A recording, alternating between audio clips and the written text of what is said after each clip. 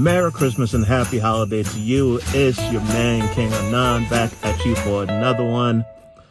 Listen, guys, it's the holiday season, so I hope you guys are getting ready to spend some wonderful time with your families, no matter where you are in the world. You could be anywhere else doing anything else, but I appreciate you. That's from the top of my heart. I appreciate you taking the time to spend this time with me and check out this amazing content. But before we get started, I want to give a quick shout out to anyone that's recently subscribed to this channel. You guys are amazing. You're awesome. Thank you. That's from the top of my heart, guys. So thank you. And if you're watching this channel for the first time, please make sure you go ahead and like this video, subscribe to the channel, because I'm going to be bringing you some amazing content in the near future. You guys are going to be proud of your man. So guys, please make sure you subscribe to the channel and like, and also make sure you click on the notification bell so you can get updated every single time I bring you another video. So today I want to talk to you guys about the 7 things that will shock you when you visit my beautiful homeland of Ghana. Yes, 1, 2, 3, 4, 5, 6, 7. All right, guys, 7 things that will shock you, that might make you shake your head, might make you scratch your head. You're just going to be like, what? Now, before we even get started, I just want to say this. Let me just get this out of the way. These are just my opinion, all right? This is just my experience, okay? So if you've never been to Africa, you've never been to Ghana, these are some of the things that you might come across. These are some of the things that you might see. You might not even come across any of these things, but these are some of the things that I found and some other people might have went through, okay? So let's go. Number 1, the capital city of Accra has a lot of traffic, okay? A lot, okay? I don't know where you might be watching this from, if you live in a place like New York City or Los Angeles or even somewhere in Europe. There might happen to be a lot of traffic in your city, but Accra is just on a whole different level, okay? Because the development, the roads, the infrastructure hasn't been developed like some of the other cities in the West. It's getting a lot better, because when I went there back in 2003, I thought the traffic was just ridiculous, that I couldn't see myself ever moving back to Ghana to live. But now I can, because there's been a lot of development. There's been a lot of construction. The roads are a lot better. But yeah, the traffic is very, very serious. So, for example, I remember I was there in the end of 2017 for the holidays, and we had a car that we're using, and I drove from a place that should have taken maybe about a 30-minute drive. It took 3 hours. Okay, I left my aunt's house about 3 p.m. and didn't end up at my destination until about 5:36. My kids actually, it was me and my kids actually took a nap. Like, took a good 2-hour nap in the car. So yeah, the traffic can be ridiculous. So that's one thing that you're just gonna have to get used to. It's a lot of traffic. Number 2, the heat. The heat is crazy, guys. Oh my goodness.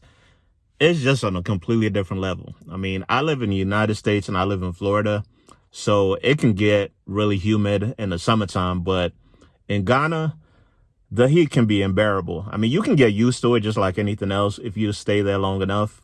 But see, not all houses have air conditioning. I mean, if you go visit, I'm sure you could stay in a hotel or maybe like an Airbnb that has AC. But most of the homes were not built with central air conditioning in mind, just like, a lot of homes in the Western world. So if you're used to having AC, you got to get uncomfortable in Ghana, in Accra, or wherever you may be in Ghana, because it's not like that there. So the heat can be on another level. I mean, you can actually get in a shower, take a bath, and then come out and then still be sweating. So it's the heat over there can be on a whole different level. I mean, you just got to get used to it, because if you go out in the morning, you're probably gonna want to take a nap sometime during the day, because that's how much the heat just beats you. It just beats you up. So it can be crazy. But yeah, and I mean, Ghana's right on the equator, so it's to be expected. But the heat is just on a completely different level. Number 3. So there's a lot of hawkers in Ghana. What do I mean by hawkers? These are people that are actually selling all types of goods on the side of the road. So anytime you go out, during the day, and sometimes during the night, if you're riding around in a taxi, in a Uber, or, just might be riding around maybe with some friends, you're going to come across a whole bunch of people that are trying to sell you something, that they're either trying to sell you cell phone minutes, trying to sell you toothpaste, anything that you can think of, you can buy on the side of the road, because so there's a whole bunch of people, they're selling you pies, selling you food, selling you water, any and everything that you can think of, you can buy within traffic. And, because there's not too many, police officers that are regulating traffic. I mean, there's police officers out there, and you can get pulled over.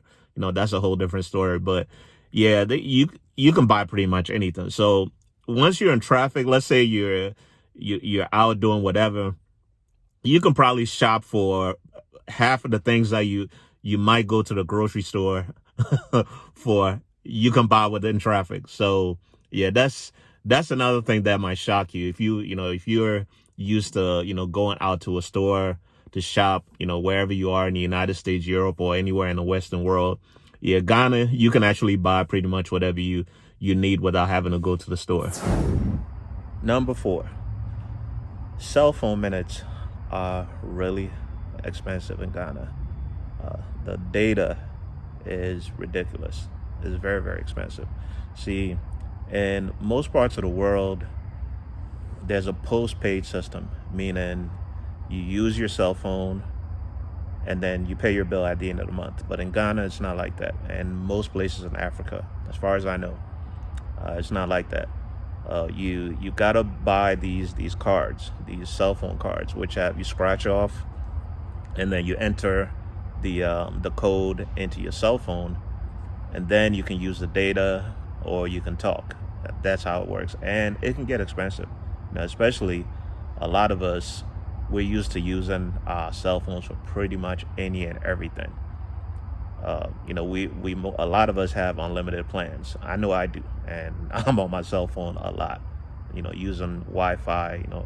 We're just blessed if you live outside Africa that you're able to do that. But number 5, this one can be a little bit of a pain, but like we always say, this is Africa.